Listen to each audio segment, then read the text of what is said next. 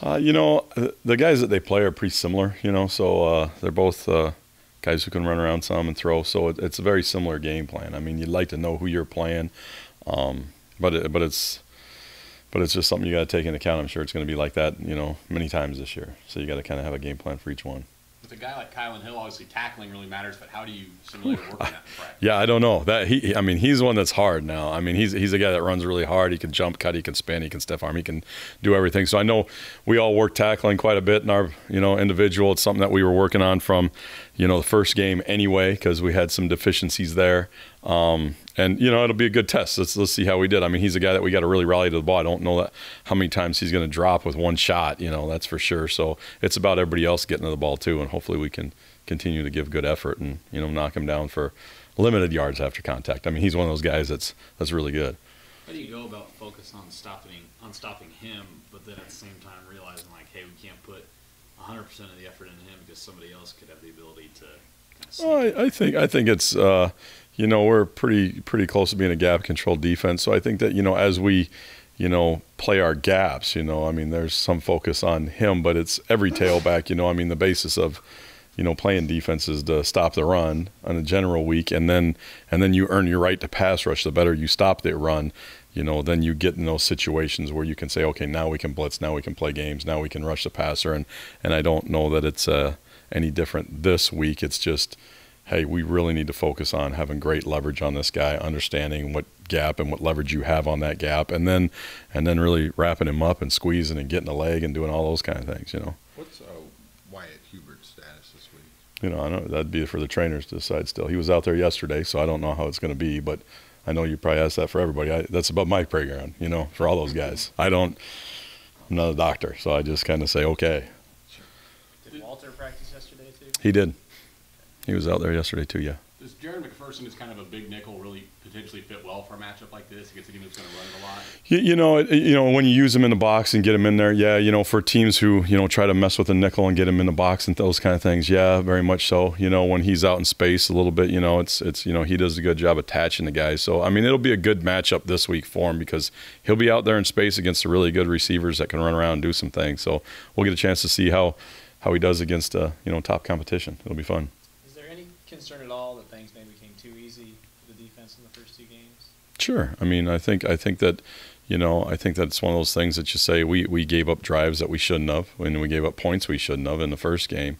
I don't know that you can question them. I mean, if they're getting off the field, you would say, hey, we're doing our jobs. If it's a team that's not as good as you would like to have played, or you're playing a team that you might be better than, then you would hope that they would do what they did. So, I don't know. Maybe a loaded question. I don't exactly know how to answer that. I mean, if you're playing, if I was playing against my kids at home, I mean, I know it's not the same as that, but if I was playing against my kids at home, I should be able to run through them. I mean, they're 6 and 8. I mean, but it's, so I don't know. I mean, that's a tough question. I mean, you can't fault guys for getting off the field.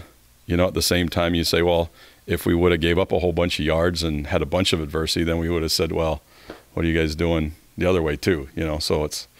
Let me ask you this way then. Okay. Do you think you guys prepared with everything you've seen to go on the road and play in this city? I think our preparation this week's been way better than it was last week. I would have questioned our focus last week at certain times in practice, and we've been way better this week preparing. Now, are we ready for a game, playing an SEC opponent and all those things? We'll see. I mean, that's something that's why you play the games, right?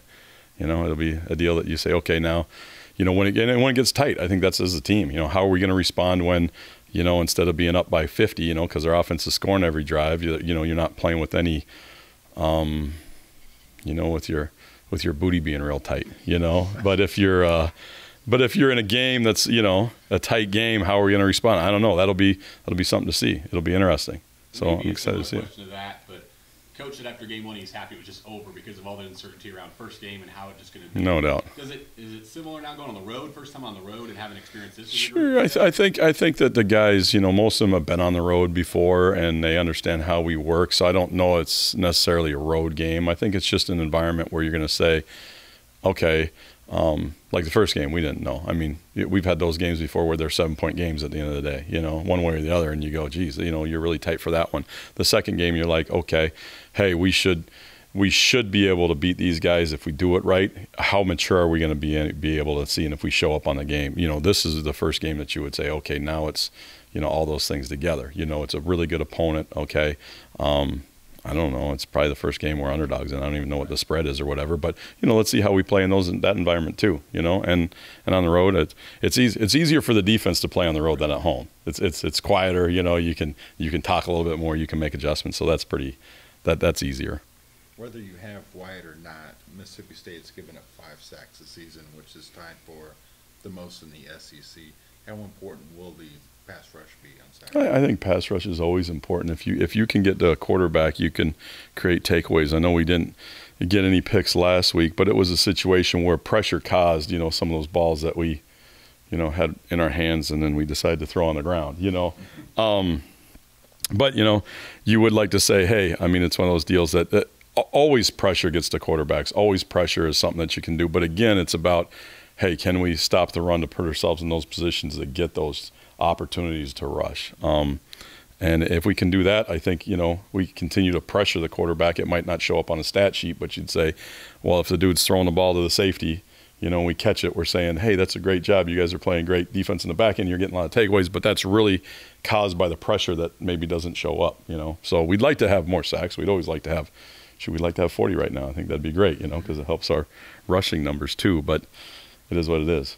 Along those lines, how have you thought Jordan Mitty has performed in the first 2 games? He seemed to make some plays. Yeah, he's doing a good job. I mean, those D tackles, they're tough. I mean, that's a matchup we're excited to see. You know, you get a guy like that and Trey, they got a big physical offensive line too, you know, and you're saying, hey, this is the game why we have those big dudes in there. You know, let's see how they play, how they really hold the line of scrimmage. Can they shed guys and make, you know, plays and get off and make tackles? That's a hard part for a D lineman. You know, you're tied up in there and you're getting doubled, and then the thing splits and the back is there. Can I make that or not? You know, that's tough play.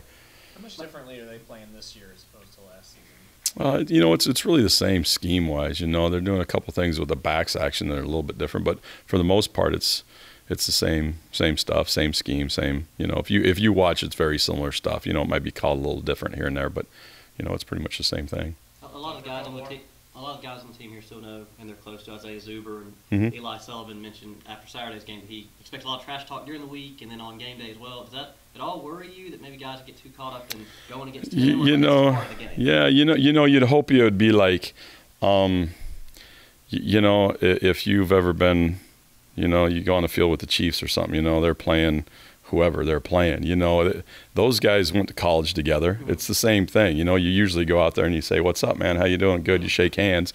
And then you get on the field and sure, there's trash talk, but that happens every week on every game, on every person that you play, you know? So, I mean, it's one of those things that, you know, I think the guys will be excited to see each other. Zuber might have a little bit more trash talk than our guys. I'm sure our guys will get into it a little bit, but I think there's some of that happening in every game. I think that people might overblow it because it's there, but you know, you hope that both sides just handle it professionally. I mean, it's after the game, they're all going to hug each other, they're going to take pictures together, they're going to do all that because they're all buddies, you know. So you would say, sure. I mean, that's the things, and heck, they might be laughing on the field. You never know. I mean, they might say something that's funny too. I mean, you never know what happens with that kind of stuff. So you mentioned the guys have been really focused and fired up in practice this week. Mm-hmm. Is this the type of matchup that really gets your juices flowing more than normal? You know, like I said before, I'm kind of relieved when it's over every week. You know, if we get a win, it's more relief, and if we lose, then I take it, you know, really hard. I don't know. I think so far every game I've been nervous. I mean, this year I don't know a game. I can't remember one that I've been like, hey, it's, you know, it doesn't, you know, keep you nervous all the time. So I don't know. I think I'm kind of the same all the time, man. This is me. I'm kind of flatlined, you know. I get upset a little bit easier maybe if something's not right, you feel a little bit more urgency, but yeah.